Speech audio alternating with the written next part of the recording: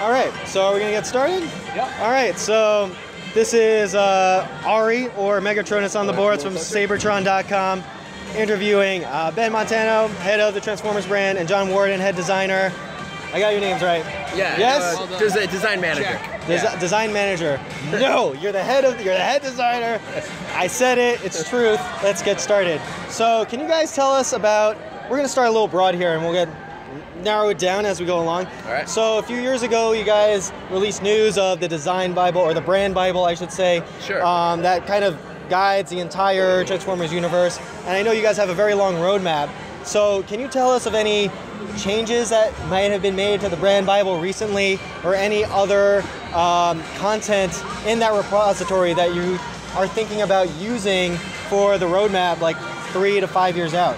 Oh, are you talking about the new designs of like Optimus Prime, the stuff David's been working on? There's things. There's character designs, there's story, continuity that we have mapped out in this Bible, right? But it is an ever-living document. There's certain constants that will be there, like certain characters, what they stand for, and their roles they'll play as they get introduced into content. But 100%, as we look at the new Bumblebee film, there's new additions to that and twists to that that will have a ripple effect on the brand, and we are fortunate enough to be part of those, and those kind of ripples in our continuity.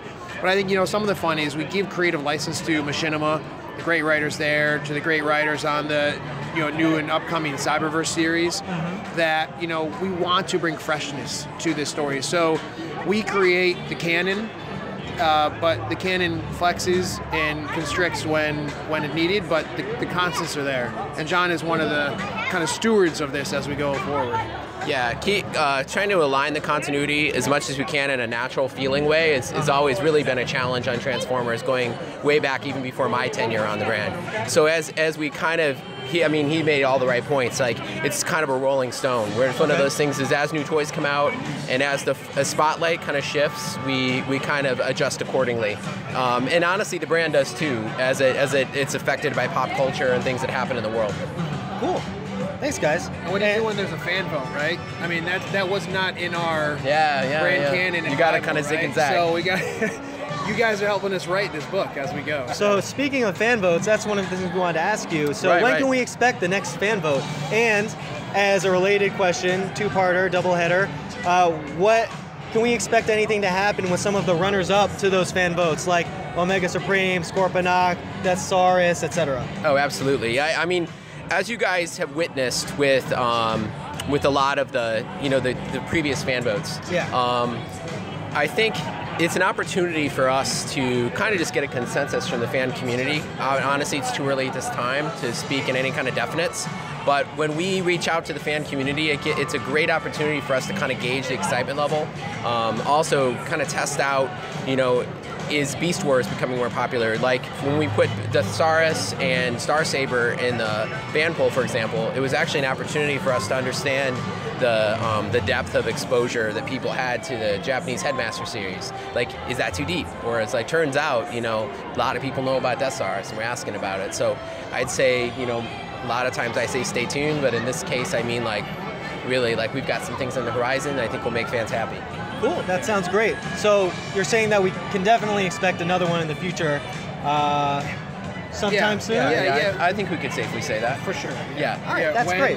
To be seen, but Okay, cool. Can't say which one or ones. Yeah, of course not. All our votes have been different. We can't probe too deeply here. Yeah. We could just give crumbs and hope for more, right? Yeah, so, sure. One of the more specific questions we have is, like, after you exhaust the nostalgic G1 type gimmicks, I mean, we're getting to Pretenders even, how do you see the brand moving forward?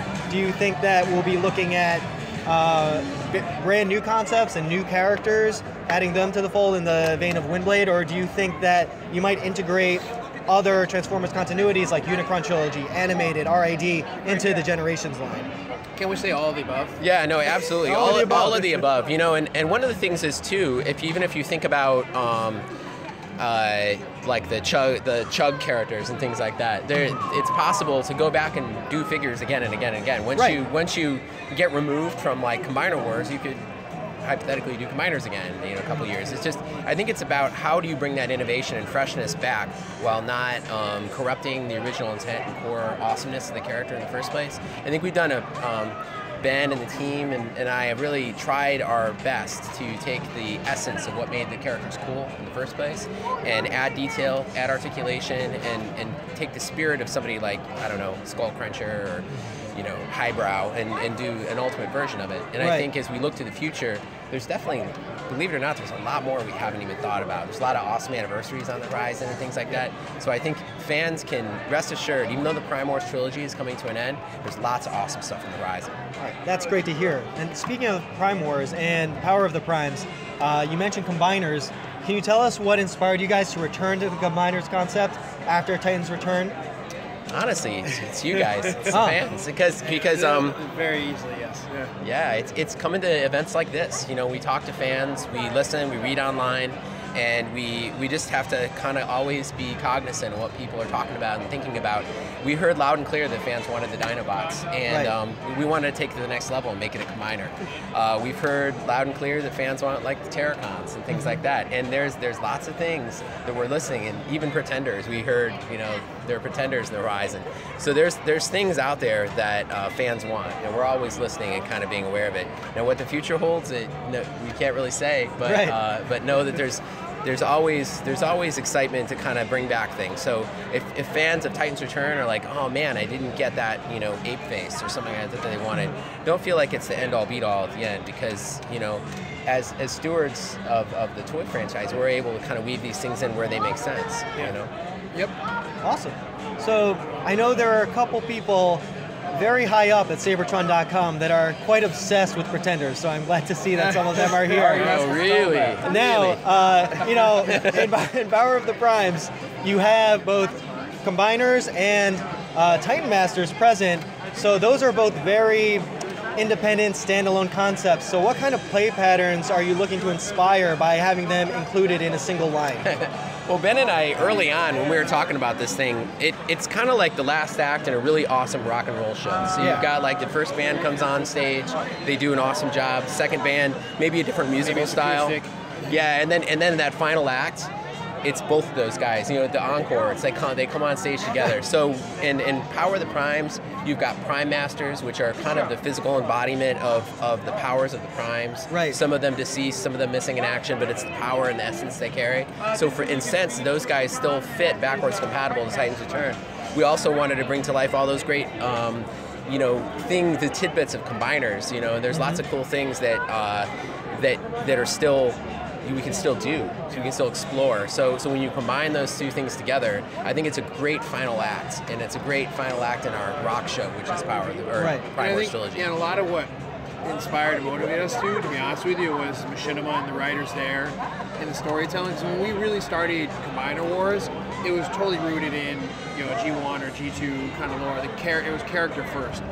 But as we progressed this toy line and stories, we started to introduce new spins, new twists, bring new characters together in stories that hadn't been told, and that a lot of it for us was, wait a second, yeah, we didn't see this character or that character back in the 80s, but there's a story that wasn't told, so we're going to show that to them in Titan's Return or the Power Prime series, Machinima, and that for us was like creative license, right? We can do something that didn't happen exactly as it did in 84 through 87, because we have a new story universe, we have a new fan community that are going to be engaged in this new idea. So I think that part of it, I don't want to say it was the shackles were off, but we looked at it and say, we're creating new continuity, an extension of continuity.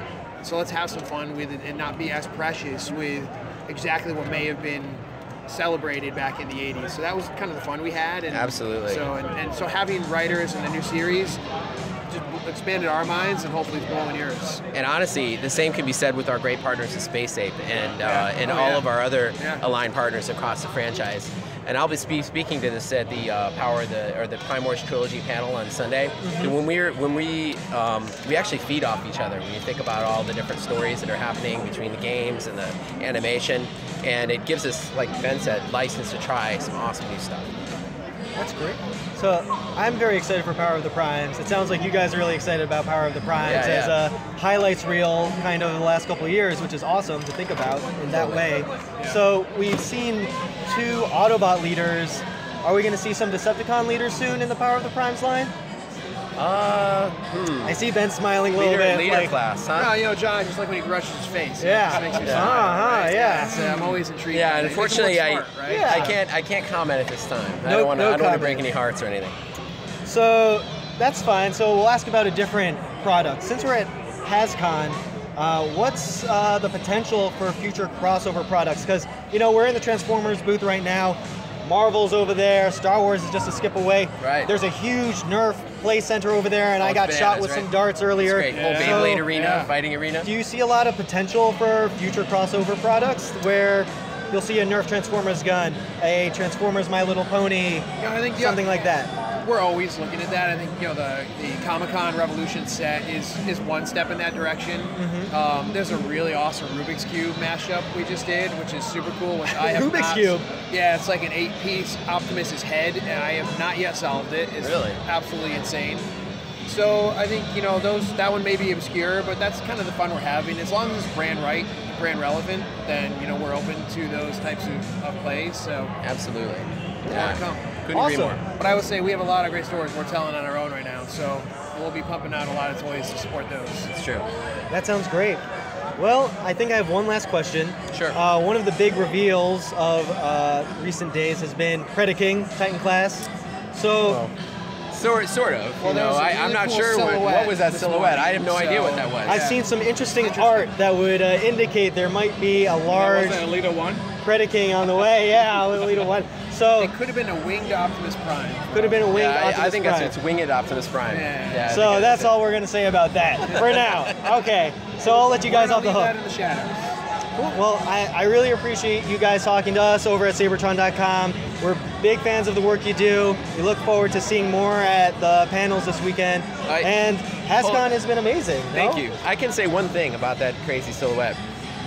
It's big, it's bad, and it's the awesomest thing Hasui and I have worked on together since Devastator. So, since Devastator, so that's lots of, I mean, so that silhouette is a Titan class, no?